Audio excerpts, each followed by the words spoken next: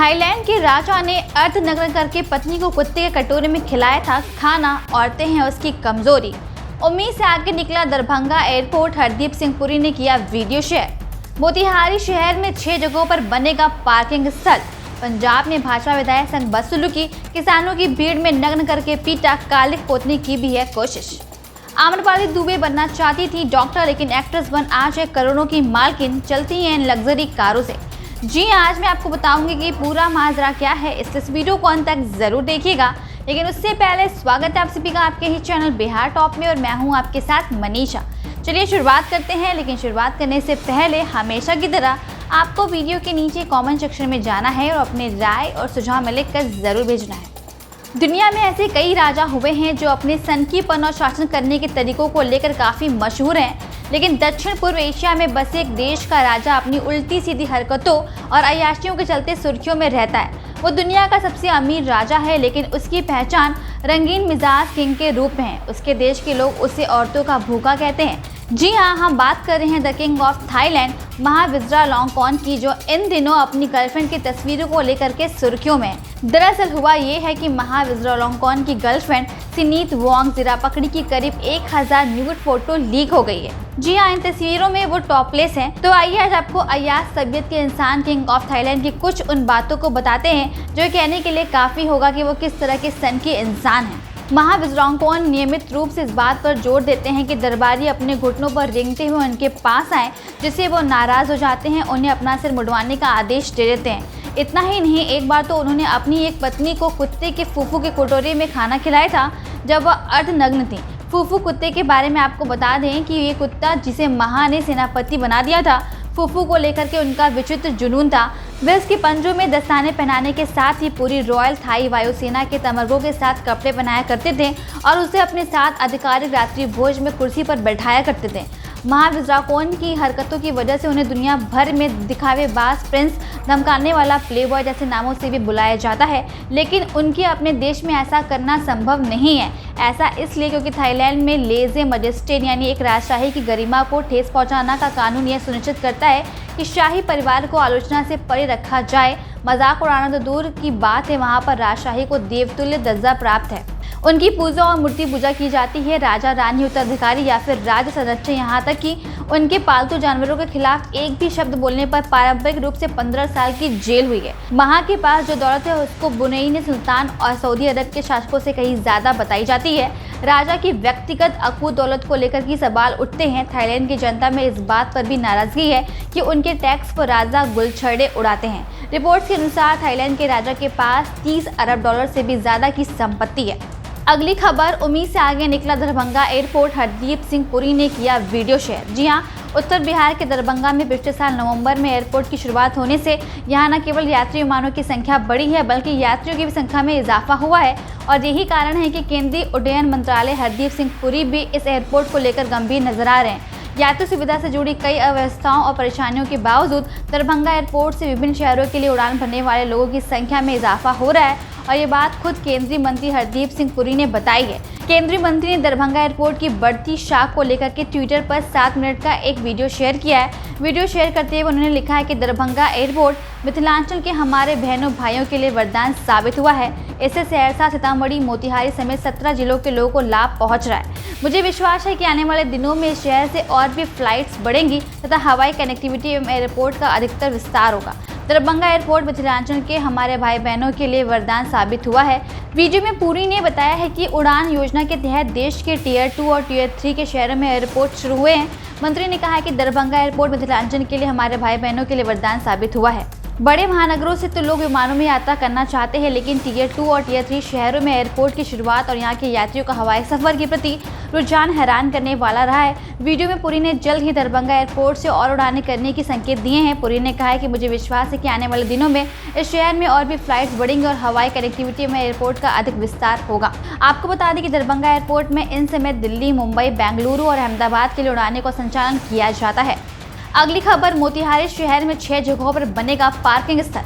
जी हाँ, मोतिहारी शहर में पार्किंग स्थल की समस्या जल्द दूर होने जा रही है। शहर में 6 जगहों पर पार्किंग स्थल का निर्माण नगर के निगम द्वारा किया जा रहा है। जिससे कि शहर के वाहन पार्किंग की समस्या दूर हो जाएगी। अभी शहर में 3 जगहों में जिला स्कूल, सदर अस्पताल के पास, रेड क्रॉस के पास पार्किंग स्थल का निर्माण पूरा हो गया है। इसकी लोहे से पिलरिंग भी की जा रही है। कार्यपालक पदाधिकारी सुनील कुमार ने बताया कि इसके अलावा 3 अन्य जगहों पर यानी मेन रोड, पानी की टंकी के पास, कोऑपरेटिव बैंक के पास व छतैनी में पार्किंग स्थल बनाया जाएगा। इसके लिए जगह चिन्हित कर लिया गया है और पार्किंग के लिए तय दर ही लिया जाएगा। उन्होंने बताया है कि 2 पहिया वाहन के लिए 10 रुपए व 4 पहिया वाहन के लिए 20 रुपए लिया जाना है। अब तक शहर में सिर्फ एक ही पार्किंग स्थल पर नगर निगम कार्यालय के पीछे निर्धारित था, जहां वाहनों की पार्किंग की जाती थी, जिसका प्रत्येक साल डाक किया जाता था। यहां पर सिर्फ मीना बाजार में आने वाली गाड़ियां ही पार्किंग होती थी। शहर में पार्किंग को लेकर के बहुत ज़्यादा अभाव था, बहुत ज़्यादा समस्या थी। पार्किंग के अभाव में वाहन को अक्सर यहाँ पे लोग सड़क के किनारे ही खड़ा कर देते थे। बेतरतीब तरीके से गाड़ियों को खड़ी करके देने से जाम की समस्या भी पैदा हो जाती थी। खासकर मेन रोड में, कोऑपरेटिव बैंक के पास, सदर अस्पताल रोड में जाम की समस्या सबसे अधिक रहती थी। अगली खबर, पंजाब में भाजपा विधायक संग बदसलूकी।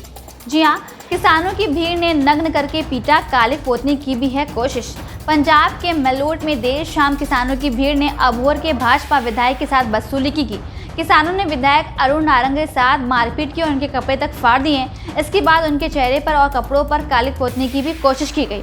उनकी गाड़ी पर कालिक पोती गई है और अपशब्द भी लिखे गए हैं। काफी मशक्कत के बाद पुलिस प्रशासन ने घेराबंदी करके विधायक को नग्न हालत में एक दुकान में घुसा करके शटर बंद करके उनकी जान बचाई। प्रदर्शनकारियों ने जहां भाजपा के दफ्तर में तोड़फोड़ कर दी, तो वहीं दफ्तर के फ्लैक्स, झंडों व टायरों को भी फूंक डाला।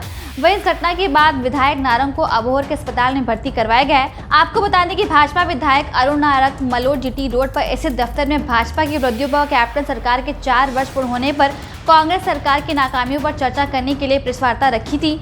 उनके मलोट आगमन की सूचना किसानों को मिलते ही किसानों ने दफ्तर के पास से तहसील चौक पर धरना प्रदर्शन शुरू कर दिया।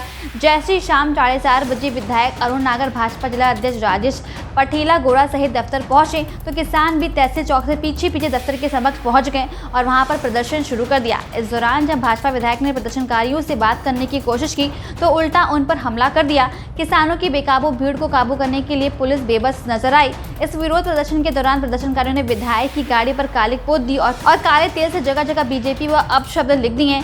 उधर कई प्रदर्शनकारियों ने झड़प के दौरान विधायक के चेहरे पर कालिक पोतने की कोशिश की, मगर खिंचातान में पहले तो विधायक के कपड़े काले ही गए, फिर धीरे धीरे आंदोलन इतना उग्र हो गया कि भड़के प्रदर्शनकारियों ने पुलिस की मौजूदगी में ही विधायक के कपड़े फाड़ दिए और उन्हें बिल्कुल नग्न कर दिया।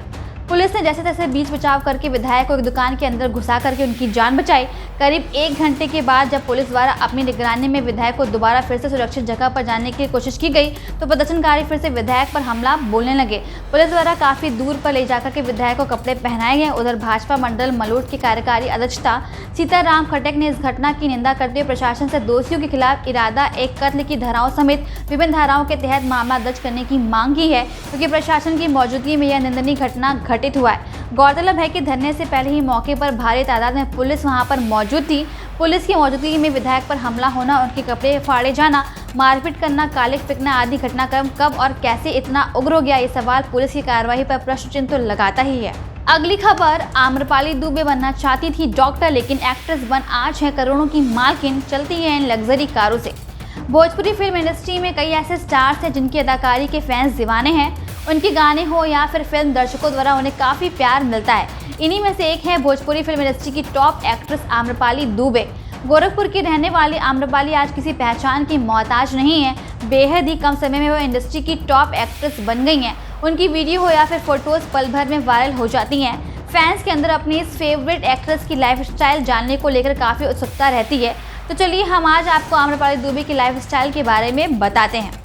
दरअसल आम्रपाली दुबे खुद को काफ़ी फूडी बताती हैं, लेकिन वे खुद पर खाने पर कंट्रोल करती हैं। अपने खाने का ध्यान देने के अलावा आम्रपाली वर्कआउट भी करती हैं। वे घर पर या फिर जिम में जाकर वर्कआउट करती हैं और खुद को फिट रखती हैं। आम्रपाली दुबे शुरुआत में एक्ट्रेस नहीं बनना चाहती थी, बल्कि वे MBBS करके डॉक्टर बनना चाहती थी, लेकिन उनका मन पढ़ाई में नहीं लगता था। ऐसे में उन्होंने एक्टिंग में अपना करियर बनाने का फैसला किया।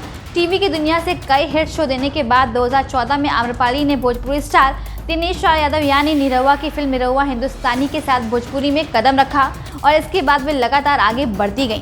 आम्रपाली दुबे की कमाई की बात करें तो वे फिल्मों के विज्ञापन, ब्रांड प्रमोशन और सोशल मीडिया के जरिए अच्छी कमाई करती हैं। मीडिया रिपोर्ट्स के मुताबिक आम्रपाली एक फिल्म के लिए लगभग 8 से 10 लाख रुपए तक की फीस लेती हैं। वही नजर अगर आम्रपाली दुबे की कार कलेक्शन पर दौड़ाए तो उनके पास कई लग्जरी कारें हैं। इनमें से रेंज रोवर, BMW, फॉर्च्यूनर जैसी कई कारें शामिल हैं। आम्रपाली के पास खुद का एक फ्लैट है जिसे उन्होंने जनवरी 2019 में खरीदा था। इसकी तस्वीर खुद आम्रपाली ने अपने आधिकारिक इंस्टाग्राम पर शेयर भी की थी। मीडिया रिपोर्ट्स के मुताबिक साल 2020 तक आम्रपाली दुबे की कुल संपत्ति $2 मिलियन यानी लगभग 14 करोड़ रुपए से भी ज्यादा है। दोस्तों ये थी अब तक की अपडेट्स। आपको कैसी लगी हमें कमेंट करके जरूर बताइएगा। और हाँ, अगर इस पर आपकी कोई राय है या सुझाव है तो आप उसे भी कमेंट सेक्शन में लिखकर जरूर भेजिएगा, ताकि आपकी बात को हम जनता और सरकार तक पहुंचाते रहें। फिलहाल इस वीडियो को एक लाइक करके अपने दोस्तों को शेयर जरूर करिएगा, ताकि उनके जवाब भी हम तक पहुंचते रहें। और जिन्होंने अपने चैनल को सब्सक्राइब नहीं किया है वो नीचे लाल बटन को दबाकर चैनल को अभी सब्सक्राइब कर लीजिए, तभी तो ऐसी अपडेट आपको मिलती रहेगी।